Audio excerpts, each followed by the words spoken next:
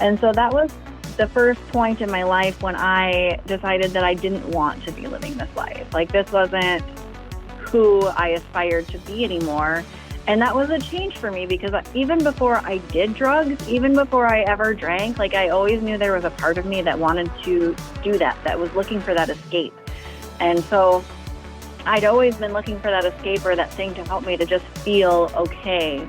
And so, for me to get to this place where I was scared enough to realize, like, I think I can do better, and I don't think this is what I want, that was a really big turnaround for me.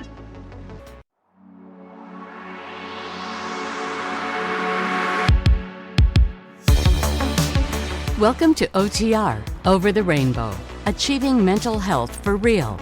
This podcast offers hope to many people who needlessly suffer from mental health issues. Your host, Bob Adelman, brings you information on how you can recover from any mental health issue and achieve a happier life. Each episode interviews experts like doctors, counselors, and life artists who give helpful tips on living a happier life. But most importantly, Bob interviews ordinary people who have suffered with a mental health issue, some on the brink of or attempted to take their own lives. Each one has recovered to lead a much happier life. Most of the guests have books or websites with more info that you can use for recovery. You can do it too. Bob's notes on today's show follows. In this episode, I speak with Kattie Lail, who works on the coaching team for a nonprofit organization called Face It Together. Face It Together provides personalized, non-judgmental peer coaching for those impacted by addiction, including loved ones. Kattie overcame a dysfunctional family where both her parents were addicted to drugs. Eventually, Kattie got hooked and suffered through her own addiction. She got arrested for selling and did 3 years in prison. After much struggle, she was finally able to recover and look for a job. As luck would have it, she found a job with Face It Together where she could be herself and help others like her recover from addiction and the scars that lead them down the wrong path. Now, here's Bob with today's show. Hello, Katie. Welcome to the show. How are you? I'm doing well. How are you doing today? I'm doing great. Could you tell the listener a little bit about yourself first? Yeah, absolutely. So I am the director of operations at an organization called Face It Together, and we provide peer coaching for people who have been affected by addiction. So, either those with addiction or their loved ones. I am a mom of 2 young boys. I have 2 Great Danes and a husband, and I also am a full-time grad student. But, overall, like, I came from a family of addiction. I grew up and both of my parents struggled with addiction. So I grew up in that kind of environment, and I started using meth at a very young age. Well, how old were you when you started into drugs? Yeah, so I was actually 15, and the first time that I ever, and I mean, prior to that, I had been, drinking and smoking marijuana. Was there, your parents were addicted as well, right? Yes, yep. So the first time that I actually used was with my mom. Okay, so was there a lot of abuse in the family, or is it mostly just 2 people that are addicted trying to raise a child? So it was not a lot of physical abuse. No, I would say it was more of like the neglect and, just some of that like emotional abuse that comes along with addiction. Not intentional, but definitely there. And so my dad was in prison during a majority of the bulk of when things were going really bad. And so it was my mom, and then also, my stepdad was there for part of that time and not there for part of that time. What did they go to prison for? So my dad went to prison. I think his initial charge was for, like, he was robbing casinos. And then he had a follow-up charge for a drug charge after that, which I think is the one that he ended up sitting quite a bit of time on. All right. So what were you thinking as, you looked at other families and such, and then what were you thinking as far as, hey, what's going on? What is this? It's funny because, when I think about being younger and I didn't really notice that like anything was wrong. Um, it was just kind of the way things were. It was once I got older and I could see like my friends' lifestyles and how things were for them. And I had that different level of awareness. And then, my mom would just be gone. And like there was still some level of it being normal for us. But like I definitely knew that it was like things that I needed to keep secret. And I knew that like, of course, like when you're in that situation, your biggest fear is like child protection services getting involved and taking you away from your family because it's the only thing that you knew. And so like I knew that things were bad, like that if they got involved that they would take me away. But it was also like comfortable to me. Like that was my home, that was my environment, that was where I wanted to stay. Did you have any siblings, or was it you only? Nope, I have siblings, and so I'm the oldest. I'm 8 years older than my twin sisters, and I'm 6 years older than my brother.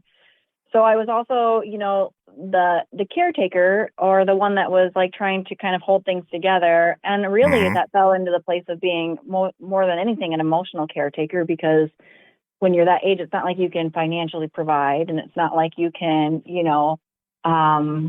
build that kind of structure that they needed. But I just was there to try to make sure everybody was like emotionally okay, and not even just my siblings, my parents included.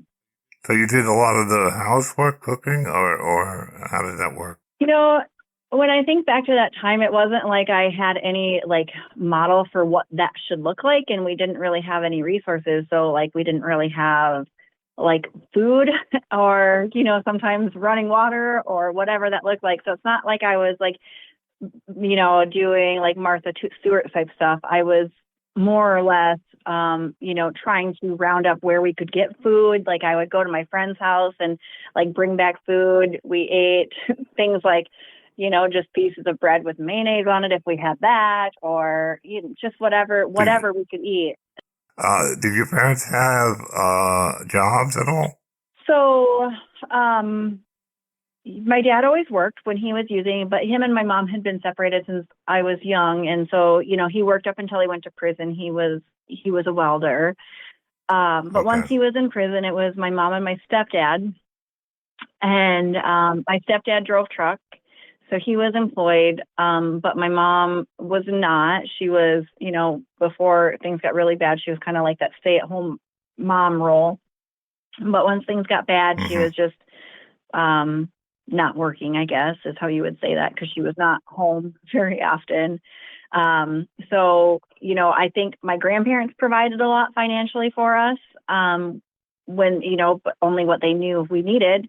And then, my stepdad provided like a place for us to live, but that ended up getting taken away eventually as well. How did you get along with your stepdad? It was interesting. I mean, he married my mom when I was 4. And so we had a fairly decent relationship. Like I knew him and I was comfortable with him. But it was just like such a weird dynamic, because when my mom and him started going through their drug use and their divorce, she would tell me things about their relationship that I was definitely too young to hear. And so I always felt like I needed to play like mediator between them. And so I don't know that it was more about just like trying to keep the peace and trying to get your needs met. So it was just like, I don't know. But yeah, I mean, I guess I would say that I got along with him. We had a good rapport. Okay. There's no abuse or anything like that? No, right? no. So you got into meth. Was that your first drug of choice, or were you doing other things? Yeah, no, that was before I tried meth. I definitely was smoking marijuana on a pretty regular basis. But once I did meth, that was just, definitely my go-to drug, and it remained my go-to drug, up through my 20s. And you guys made your own meth, or how did that work? So, no, I mean, there was a point in my life where I dated a guy who made meth. But, it was mostly acquired from other places. And so, what that looked like is just always constantly trying to find money. And then once you have money, trying to find where to get the drug. And it was just like a full-time job in and of itself, just trying to make sure you could continue to get high. Mm-hmm. And okay, so you got into drugs, and so then what happened after that? Did you leave home early in life, or? So, yeah. So a lot of things happened after that. I think the thing that happened first was I started getting in trouble. And once I started getting in trouble, they kind of started taking a look at my home life and realizing like this wasn't a place that was suitable for me to be. So I got sent to a boot camp for 9 months. And following that, I was then sent to live with my grandparents. And so I lived with them on and off throughout the remainder, from like 16 on, until I was 17. And then I got in trouble again, and I was sent out to live in New York with my aunt. And that was, a really positive experience, but also a very foreign experience for me. And so I stayed there until I was 18. And that was when I came back to South Dakota, where I'm from, and, went back to using again. But now I was an adult, and I didn't have anybody telling me that I could or couldn't do things. And that's when things got really bad for me. So I kind of just continued on until I was 19, and I got arrested as an adult for my first time. And I spent 6 months in jail. And What was the charge? For possession of a controlled substance charge. And so that was the first point in my life when I decided that I didn't want to be living this life. Like, this wasn't who I aspired to be anymore. And that was a change for me, because even before I did drugs, even before I ever drank, like, I always knew there was a part of me that wanted to do that was looking for that escape. And so I'd always been looking for that escape or that thing to help me to just feel okay. And so, for me to get to this place where I was scared enough to realize, like, I think I can do better, and I don't think this is what I want, that was a really big turnaround for me. So you kind of hit rock bottom with the jail and all that. So you got to a point where you wanted to get better. And, I wouldn't even say that it was a rock bottom, because that definitely was not the end of my journey. It was just the beginning of a different journey of trying to figure out what it looked like to remain abstinent, to live a life of wellness. And so I had a lot of learning to do from that point on, and a lot of failures as well. Okay. So what did you do to try to get better? What did you go to a group, or how did that work? Well, the short answer is nothing. I did nothing. I got out, and I just was going to just do it. Like, I just thought it was just as simple as being able to make the decision that I didn't want to do it anymore. But I ended up getting in a relationship with a guy that I'd met while I was using. And he also wanted to be, sober. But I became really dependent on that relationship really quick, because, I came from, a family of chaos, and I didn't know how to just live adult life. I didn't know how to pay bills. I didn't know how to keep a house. I didn't know how to, just all of those things. And so he did, and I felt very safe, being able to depend on him for those things.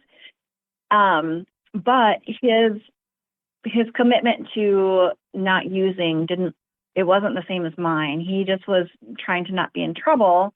And so he would kind of go through this period of going back to using. And I just kind of followed him around. Like, if he was using, I was using. If he wasn't, I wasn't. And I did that with him for about 9 years, until I'd had enough growth in the meantime, and enough time to kind of develop some of these skills and that confidence in myself to realize I didn't need to be dependent on him, and I didn't need to do what he was doing to be okay in life, that I could do this on my own. And so after 9 years, I ended up leaving him. And so that was a big part of my journey, but I also really grieved at that, because I'd never built my own support system. That was the one thing that I was lacking, is he was my support system. So after I left him, I ended up using again. And this time was really bad. I just really jumped off the deep end. And I I wasn't willing to go back to a place where I was dependent on somebody else. I wasn't willing to, couch surf. And so the only way that I knew how to support myself while using and not be dependent on anybody was to sell drugs. And so I started selling drugs at, 29 years old. And I ended up getting arrested for on federal charges for selling drugs, and Wow. that kind of that kicked into process the next portion of my life, and being able to find that place of wellness and moving forward. Okay, so when you were in prison, what happened to help you? I mean, how did you change? Yeah, that's a really great question. So I would say that my journey started even before I went to prison. I got arrested and they let me out on pretrial release. So that means that you get to be home until you get sentenced. And so for me, that gave me about a year. It was about a year from the time that I was arrested until I actually received my sentence. And so during that year, I first of all knew like I couldn't be messing around anymore. Like whatever happened, like I had gotten myself in enough trouble and it was just time to just start repairing. And so for me, that meant reaching out for help. And I really had to find those places that I've been holding on to and unwilling to look at and become willing to make changes and grow in those areas. And the biggest piece of that was allowing people to support me. And so I let people in my life. And when people would suggest for me to try something, like even if I didn't necessarily think it would work, I would just say yes. And I would give it a shot. I would step out of my comfort zone. And so some of those things were really life-changing for me. Others, they didn't stick. But it was through that process that I began to really actually evaluate what I needed to change and what I needed to develop to get to a place where I didn't have to repeat this cycle again. So The group that you went to, was it 12 steps or was it just sharing? Oh, great question. So I went to a few different kinds of groups because I was kind of in this phase where I was trying to figure out what was right for me. So yes, one of the groups was a 12-step group. I tried that. Another group that I got involved in was Celebrate Recovery, which is, a faith-based group. I also went to an outpatient group with an aftercare group. That was a lot of follow-up there. But then through all this, I also found just a small support group of people who were kind of like mutually on the same path of like really just wanting to grow into better people. And so those were the different kind of groups that I was involved in. Mm-hmm. So you felt yourself getting better, or how did you progress? Yeah, it's an interesting journey because it's like I went from this place where I was always trying to be in control to this place where I felt like I was always kind of falling apart. But it was like I was processing through just a lot of things. And I was in this like experience of learning how to reach out for help and like actually building a support system, which was something that I'd never done before. And so it was really just about like this slow, gradual change of building a life that was conducive to being the person that I wanted to be and allowing others to be a part of that with me. And so sometimes I felt like I was falling apart, but it was like a continual getting better. Did you have to do a detox or something, or you weren't that addicted? I definitely detoxed. I didn't have to like go into a detox center or anything like that, but it was a very uncomfortable period of time. Like you have to go through like the physical piece of it. And then, you're just tired. Your body is just shaky. You feel uncomfortable. And then you go through that emotional part of it where it's just like, you just kind of feel like crying a lot and you feel like nothing is really worthwhile. And I just was full of like anxiety and fear. And so it was walking through a lot of really uncomfortable things. I didn't have to go through like a medical detox or anything like that, but it was, really, I will never forget, like, just knowing that, like, everything that I was feeling could be relieved by using, but also remembering why I didn't want to do that. And then, letting people in to support me through that journey as well. Was there any medicine that you were taking, like antidepressant or anything like that? Did you feel that you were depressed? So, I mean, I definitely like was going through a state of depression, but I also really felt strongly about like walking through that and giving my brain a chance to heal itself a little bit before I started looking at like a long-term medication. I do take an SSRI now, but I did really just kind of want to give myself a chance to find that stability within myself, so I could really evaluate like what was the drugs and what was actually going on with my brain chemistry. Okay. So, you got better, and at some point you started to do what after that? You Yeah. started, So yeah. so I feel like I got better, and then I went to prison. And so, that was a really interesting journey walking into prison at a place where I was like really past that part of my life. But I got out, and I was out for quite some time, and I kind of was feeling pulled to get back into helping people because, during one of my times of wellness in the past, I'd gotten my bachelor's degree and I'd done, some addiction counseling, and I'd helped other people. But I was really feeling called to like get back into doing something like that.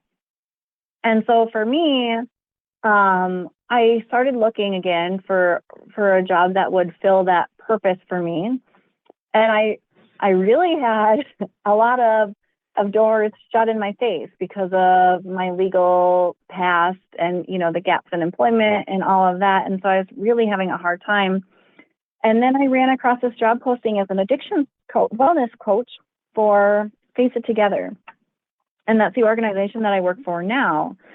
And I remember reading the job posting, and like my first thought, I was like, this has to be a joke. Like, this sounds too perfect for me to even be true.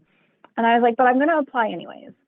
And I remember like going into the interview, and I was like, I'm just sick of like going through this whole process and then finding out that I have a felony and then like having that door shut in my face. So I really just put everything out there right away. And they were so encouraging, and they really just said, you have such amazing experience. You're going to be able to help so many people.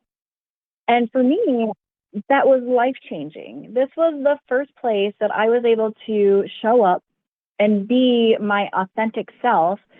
And I didn't have to hide anything or feel shamed. And I feel like that just created this environment where I could grow into the person that I was supposed to be.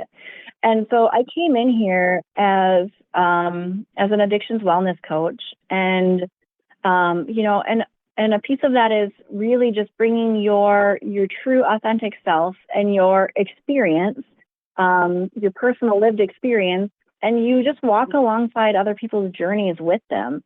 And so just the whole experience, the whole journey has been really healing for me. And so, I've had a couple position changes since then, but I still continue to see clients, we call them members, and, really also just kind of try to help the other coaches grow into creating that same environment that helped me grow, and so that they can continue to help others grow as well. So if I'm someone right now with a problem like this, could I just call Face It Together and they would take it from there, kind of, or? Yes, absolutely. So the best way to reach out to us is to get on our website. We have a really great website with a lot of really great information. It has our contact information, so you could definitely call in, or you can fill out the web request on there, and that sends a form for us, and we will follow up and call you. You can text us, you can email us, whatever is the most convenient way for anybody to get in touch with us. We can work with whatever that is. We really just want to meet people where they're at. We don't want it to be complicated or have any barriers to getting in touch with us. And if anybody was interested in going to our website, it is wefaceit.org, and it's just a great first point of contact for to get in touch with us. So what is kind of the first thing you try to do? Do you send them to detox, or do you show them how to get off of drugs and then get into trying to heal themselves? That's a great question. So, the first thing that we're going to do is we're really going to spend some time with the individual. We want to make sure that we get them matched up with the coach who is the best match for them. And so we do that by looking at their experience, their personal experience, their personality, just like some of those factors. And we get them matched up with the coach who has the closest personal experience to them. And then that coach is going to spend some time really figuring out, what it is that individual wants to accomplish. So, we don't want to impose our goals on somebody else. We really want to come alongside that person and figure out what their goals are and how we can help them accomplish that. And, a lot of those goals do relate to substance use, but also a lot of those goals relate to overall wellness, because oftentimes the abuse of substances is a side effect of whatever else is going on in that individual's life. And so if we don't want to be too hyper focused on the substance use, we also want to be able to focus on, what else can we be working on to make this transition easier for you. And then we also have our loved one program, which allows people who have loved ones struggling with addiction to find support and to learn how to more positively communicate with their individual struggling with addiction, to take care of themselves, and just a place to find hope, because that can be a very isolating experience to be in as well. Right. Do you try to help them get a counselor of some type, or there is a counselor there that they would go to? Yeah, that's another really great question. So we're not therapists. We do provide that support and walk alongside somebody, and we provide coaching, but we do strongly also believe in building a team, a service team. So, whether that be a therapist, or whether that be getting them connected with a support group, or whether that be, helping refer them to a detox center, or whatever that looks like. Even if it's just resources, like what can we do to help you find housing so you can even be able to focus on your recovery?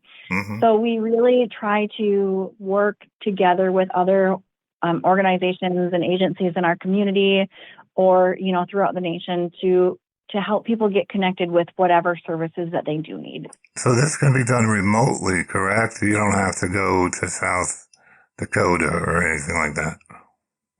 Very true. Yep. Okay. Yep. Yes. The amazing technology that we have nowadays with Zoom. We've seen people in all of the different states, and we are able to provide quality services regardless of where the individual is located. And if this person needs psychiatric help, like medicine, is that provided, or you do a referral, or how does that work exactly? Yeah. Yep, that's a great question. So again, that would be one of those things that we would work to, with our connections within the community, or, across the nation, we would try to find them the best resource that would be able to provide the medication or whatever it was that they needed. Okay. Yeah. That's great. I mean, how many members do you have? Oh, that's a really great question. Just curious. Yeah. So I cannot answer that question off the top of my head, but one thing that we do keep pretty good track of is the sessions that we do per week. And so when I'm kind of looking at our dashboards, I think 2 weeks ago we saw 130 members throughout that week. So that's a good size, yeah. Yeah. So that's kind of an average of where we're at. And so keeping in mind, some of those members we see on a weekly basis, some of them we see on a monthly basis, some of them we see, 2 times a week. It's really very much individual led. So kind of whatever their need is, we try to meet them at that place. Okay. I mean, that sounds like a really good organization to make first contact with and try to better yourself if you're really down and out.